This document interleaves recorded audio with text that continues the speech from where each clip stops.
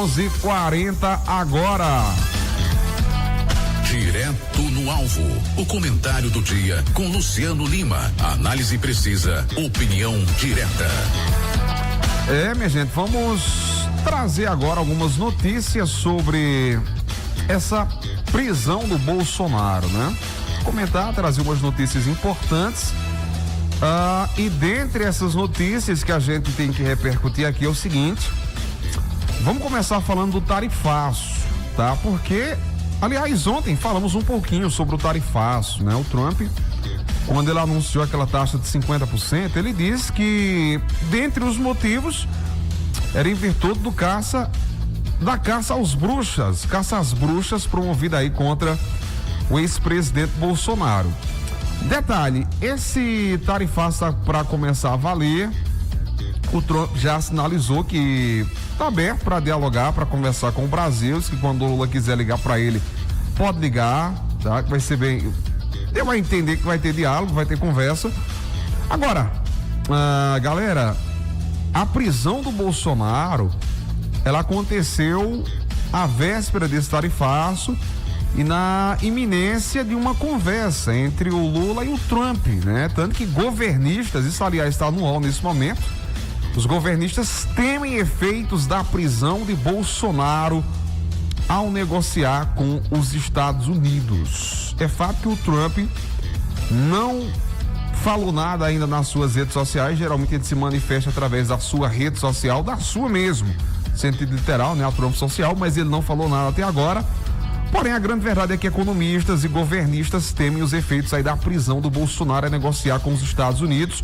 O que muita gente acha, aliás, que pode ter sido, por incrível que pareça, uma tática do Bolsonaro, né? Não motivado por essa questão do tarifaço, mas há quem alegue que o Bolsonaro possa ter forçado uma prisão para manifestar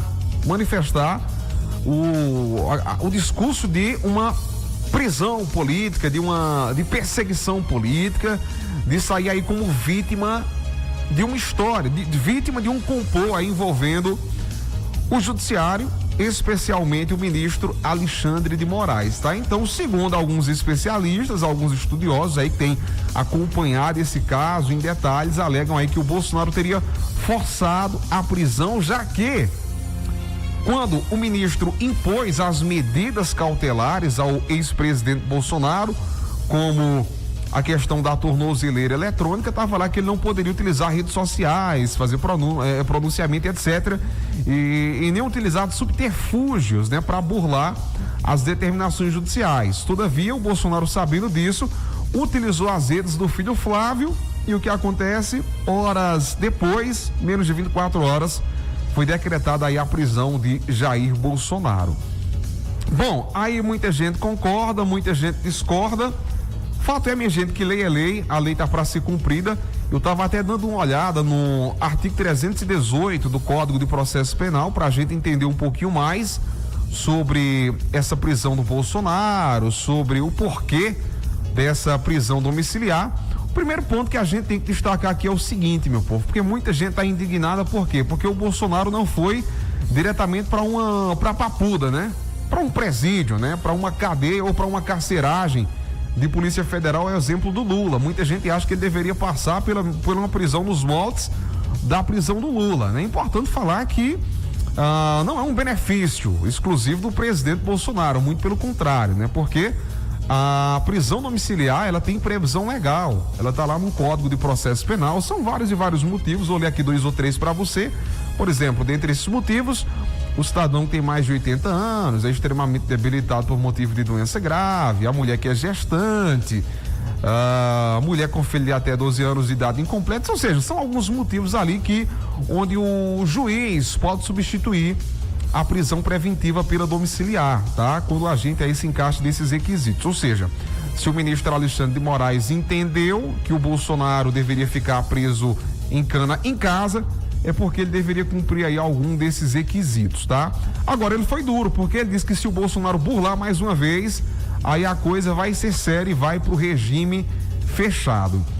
Agora, eu vou trabalhar aqui com um achismo, é realmente um achismo, tá? Isso aqui não é um fato, é um achismo. eu tenho, não vou dizer que tenho certeza, porque como eu disse, é um achismo. Acredito muito, minha gente, que se fosse diferente esse contexto de sanções, né, da lei Magnitsky, apesar que parece que pro Moraes não valeu muito, se bem que após ele ser sancionado, ele colocou um exemplar da Constituição dos Estados Unidos no seu gabinete, foi pro estádio à noite assistir o jogo do seu time, meteu o dedo do meio pros torcedores, ou seja, quando ele faz isso, ele tá indicando que tá começando a se incomodar. Mas vamos lá.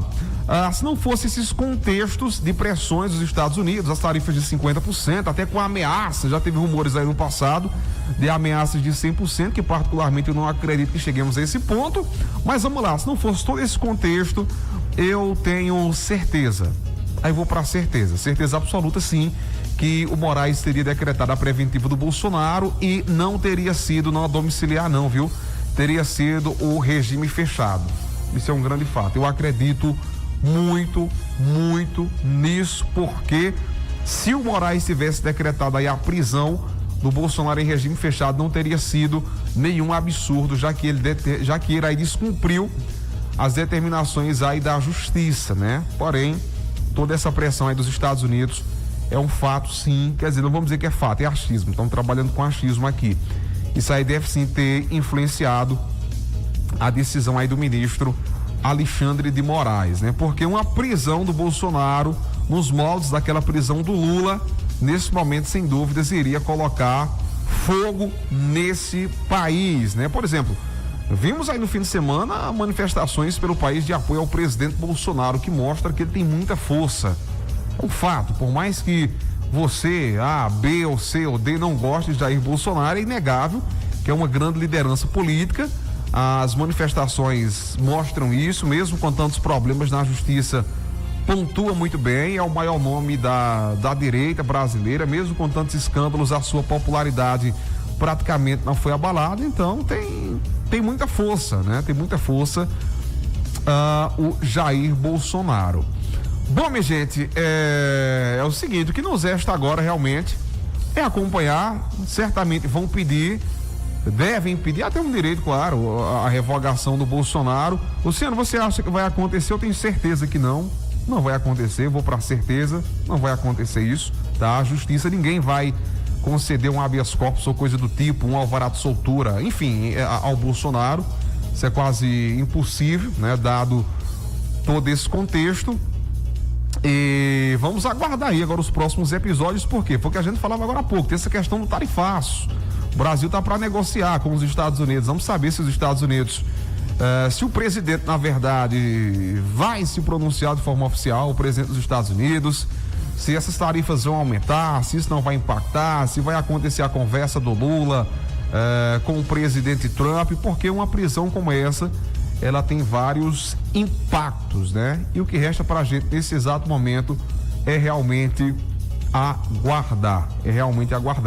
Agora, minha gente, só pra gente finalizar aqui, com uma prisão como essa, começam as discussões sobre o poder do ministro Alexandre de Moraes, né? Eu não tô aqui, nem vou, claro, afirmar que tem acessos, que ele é quem comanda o judiciário brasileiro, que ele é quem governa esse país. Agora, uma prisão como essa, ontem os debates foram calorosos em várias emissoras, especialmente em emissoras parciais, emissoras declaradas bolsonaristas, como é o caso da Jovem Pan, né? A Jovem Pan é declarada Bolsonaro, nunca escondeu isso de ninguém, não esconde.